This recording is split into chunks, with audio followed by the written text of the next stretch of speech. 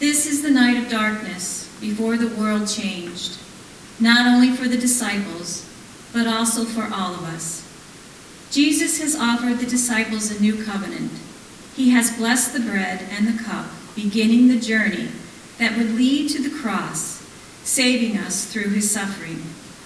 Jesus went with his disciples across the Kidron Valley, where there was a garden which he and his disciples entered. Jesus went off by himself to pray, asking the disciples to keep vigil with him, to stay awake by the fire. Although their spirits were willing, each time Jesus returned to them, he found them asleep. His hour was at hand. And as his trial begins, we go to the Garden of Gethsemane after Jesus has been arrested by the Romans. My name is Judas Iscariot. I helped the Roman soldiers take Jesus away. I betrayed him with a kiss. They paid me 30 pieces of silver. I thought I was doing the right thing. I thought that Jesus would reveal himself as the Messiah when they came for him. I thought that he would strike down the Romans, freeing us from our oppression. I thought that he would reveal himself before Caiaphas, the chief priest, and the other high priests at the trial. He did none of these things. Even when Peter drew his sword and struck the high priest's slave, cutting off his right ear, Jesus told Peter to put up his sword. When Jesus healed the slave's ear and was taken away, I have given our leader over to those who will punish him. How could I possibly return to my brothers, the other disciples? I have shared bread and wine with them for the last time.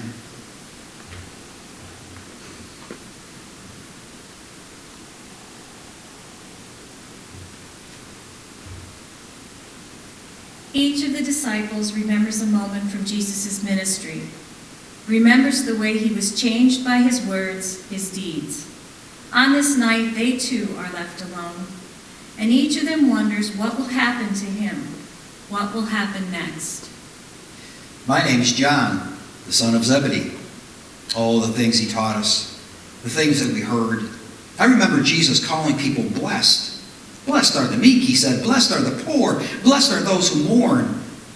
I was blessed from the moment he called me to be with him. He just never realized it. I was blessed as I saw him reach out to those who were hungry, those who were poor, those who were sick, and those who were oppressed.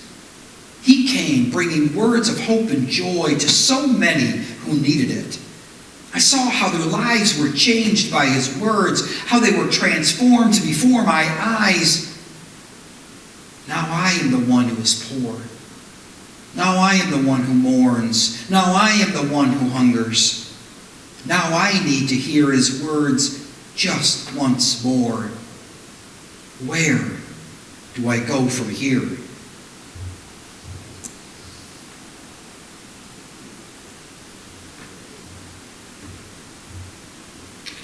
How do you recall in one night all the ways that Jesus has touched your life? How do you recall in one night all the ways that Jesus touched the lives of others?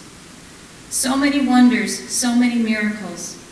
Why did this son of a carpenter care for so many people?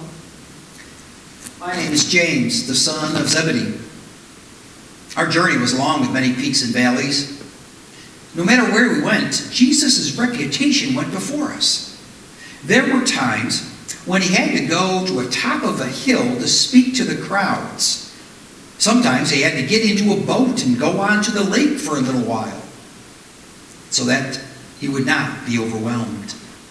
One evening, after he spoke to too many and healed too many, we continued our journey.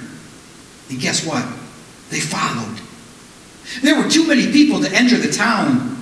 They wouldn't have enough food for so many. We didn't have enough money to feed so many. We only had a few loaves and fishes, barely enough to feed ourselves. But Jesus instructed us to break the bread and the fishes and give it to the crowd. There were so many, too many for us to feed with the little we had, and yet every person who reached into the basket, who pulled out bread or who pulled out fish, There was enough for everyone, and even some left over. I hunger to hear his voice once more, to sit and eat with him. I fear that I will never do either.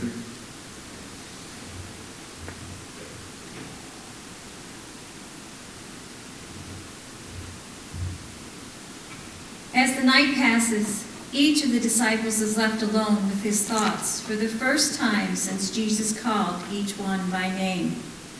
There's no joy on this night, only fear, regret, sorrow, and guilt.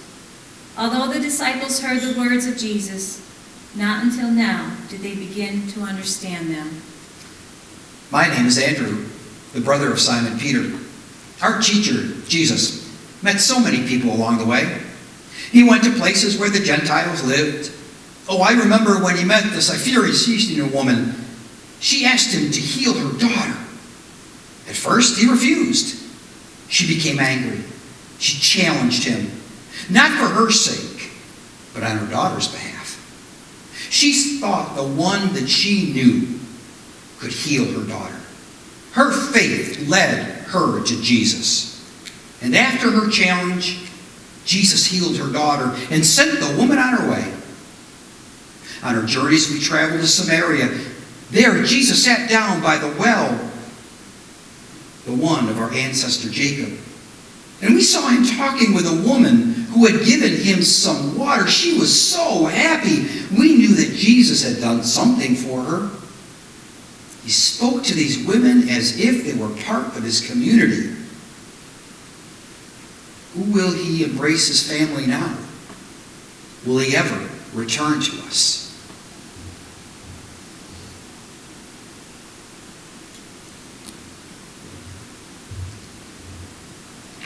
There was so much that Jesus shared.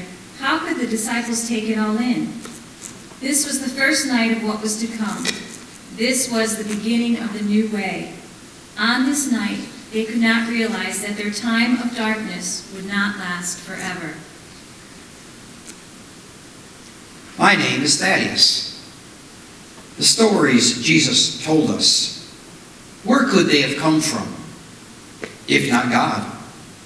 They were so full of wisdom, so full of lessons for us, echoing the lessons given to Moses and spoken by the prophets Jeremiah and Isaiah. They were about the things we had forgotten, the things we stopped hearing from our priests. The time to change our ways has come. We heard how God seeks to bring the lost ones home like sheep, coins, or a wayward child, and to welcome us with open arms. We learned how we need to only have a little faith like a mustard seed, and the Lord will help it grow. We learned that goodness is in all people, even if they're Samaritans. We learned that we must keep a vigil, expectantly waiting for God's return. But on this night, I forgot the message of those stories. When they came to arrest Jesus, I did not stand with him. Now I am lost. Who will come and find me?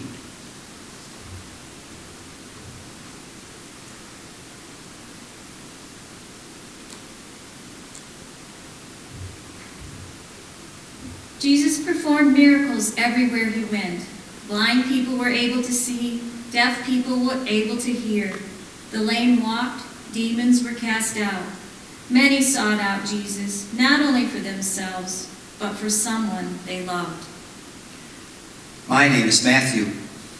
The crowd seemed to grow each day, yet somehow that woman reached Jesus and touched the bottom of his robe. He felt the power go out of him.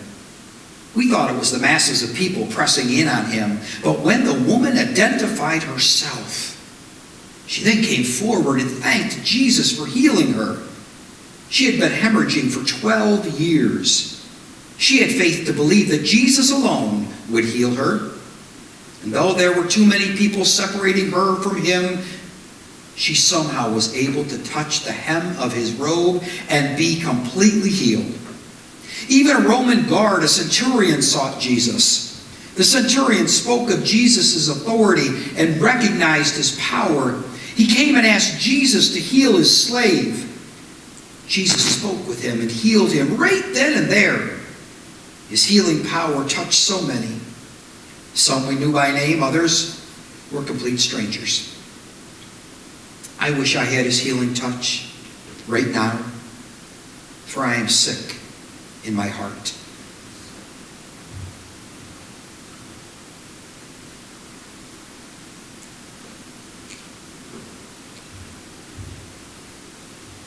This is the longest night of their lives. The disciples have scattered like leaves on the wind. It is not known where they have gone. They fear for their lives. They do not want to be arrested. They do not want to testify before the Sanhedrin. They do not want to be brought before Pilate. They do not want to be with Jesus now. Those who witnessed his greatest miracles are unable to be witnesses for him at his trial. My name is Thomas. Word came to us that Lazarus, the brother of Martha and Mary, was ill. Although we warned Jesus that the Jews had sought to stone him and that he should not return just then, he decided to go anyways. And so we went with him, fearing for our lives, not knowing what punishment might lay ahead of us. We arrived too late. Martha came out of the village to meet us, to tell us that her brother was gone. Jesus then entered the village and went to Mary. When he saw all those around him weeping for the loss of Lazarus, he also wept. We thought he would stay and mourn with the family. We thought he would stand by them, offering whatever comfort he could, but instead he said, "Take away the stone." He prayed to God, thanking the Lord for hearing him, and then he said, "Lazarus, come out." And Lazarus did. I can still remember it like it was yesterday. Who will stand by Jesus now? Who will comfort him?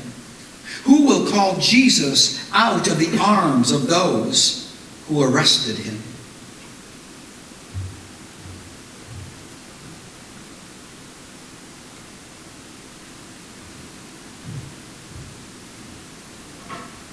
Jesus taught wherever he went. Time and again he returned to the temple, the center of his faith. It had become a place of iniquity. It was becoming a barrier to the repentance of the Israelites. It needed to be cleansed as the people needed to be cleansed. My name is Philip. Day after day we would listen to him in the temple. And we weren't the only ones. He recalled the words of the prophets. He brought the law back to life, awakened the law that was in our hearts. He shared with us the words of God and the will of God. He talked of so many things. He brought the stories of our ancestors back to us. He brought the meaning of our covenantal relationship with God back to us. Some called him a great teacher. Others called him a prophet, like the prophets of old. He cleansed the temple of the money changers and all those who bought and sold there. He also cleansed our hearts, helping us to remember the Lord's covenant with Abraham, Moses, our deliverer, our greatest King David, the building of the first temple. He made the temple a dwelling place for the Lord. Where can we go now? For without Jesus, how can we return to the temple?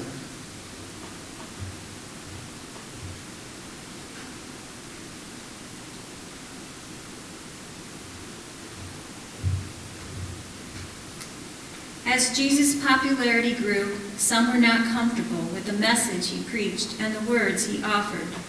They did not know what to do with this man. They did not know if they should support him. They were blind to what they saw, deaf to what they heard in his teachings, in his healings, and in his ministry.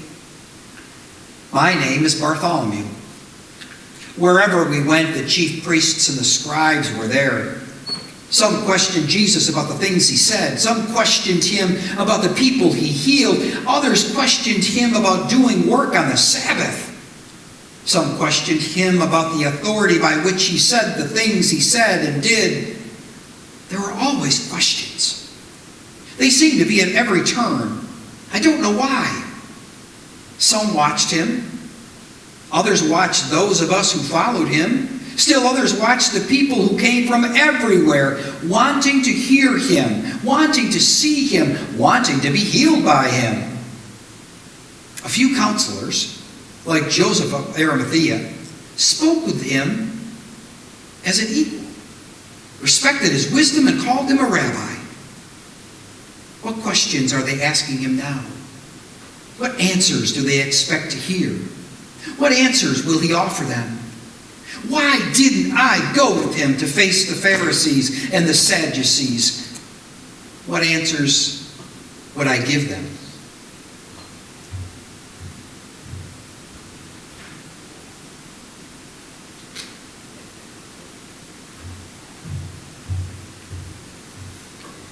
Our expectations aren't always fulfilled. The hope of one day can quickly fade. Although the disciples were with Jesus and they heard what he said, they were not given to understand it.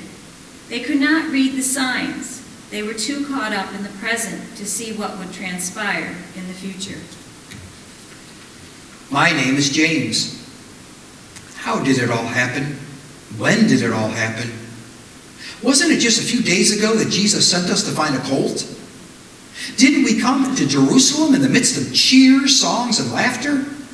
Men, women, and children came out to meet him upon the road, waving palms in the air. How the loud hosannas rang in the streets. They called him the Son of King David. They called him the prophet of Nazareth in Galilee. He had changed the lives of so many. People were healed. People were now full of hope. We were full of hope. We felt our world was changing, that a new time was coming. The people were with us. The people were with Jesus. And now, no one is with him. Not even one of us. We have fled from his side, leaving him alone in his hour of need. What should I do? Where can I go?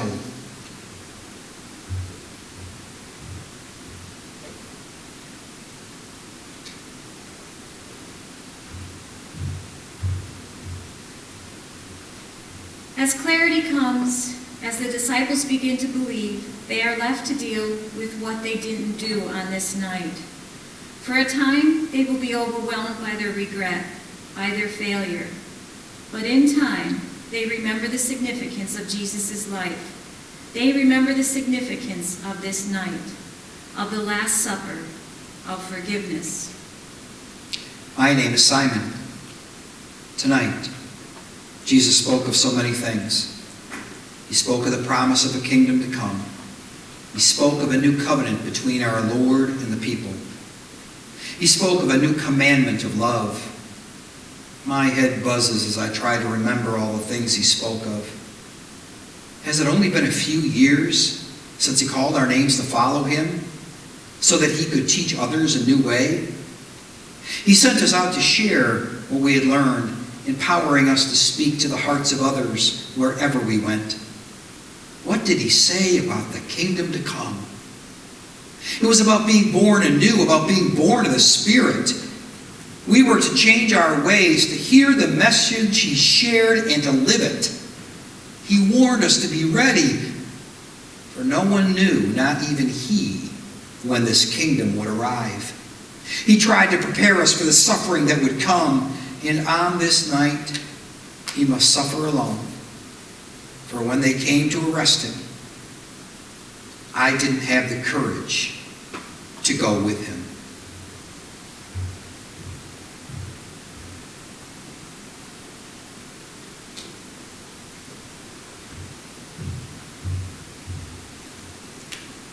It is dawn. All of the disciples have scattered. They fear that they too will be arrested. They are sorrowful, for Jesus has been taken away. Is it possible he will be taken before the Romans? Is it possible that he will be crucified? The disciples begin to be in their own valley of despair. They do not know what will happen to them. They have forgotten the words given to them in Jesus' teaching, in his preaching. They have forgotten the miracles he has performed. They have forgotten the love he shared. On this night, they have lost themselves, although they have broken bread and drunk from the cup. My name is Peter. Jesus called me the Rock, because when he asked me, "Who do you say that I am?" I, of course, answered, "You are the Messiah." Tonight at dinner, after he washed our feet, when he said that one of us would betray him, I swore that I would not. I could not do any such thing. I did, in fact, deny that I knew him. Not once, not twice, but 3 times. And as he said 3 times before the cock crowed, I am no rock. In my fear, I have denied the one I have given up everything to follow. In my ignorance, I have lost all he sought to teach us these past 3 years. I do not know where to go from here. I do not know what will happen. I have failed him. I have failed the other disciples. Oh, if I could only break bread and drink from the cup with him one more time. But wait, maybe I can. For he said that each time we do it, we should do it in remembrance of him. And so I shall. And every time I do it, I will remember this night. I will remember what we have shared.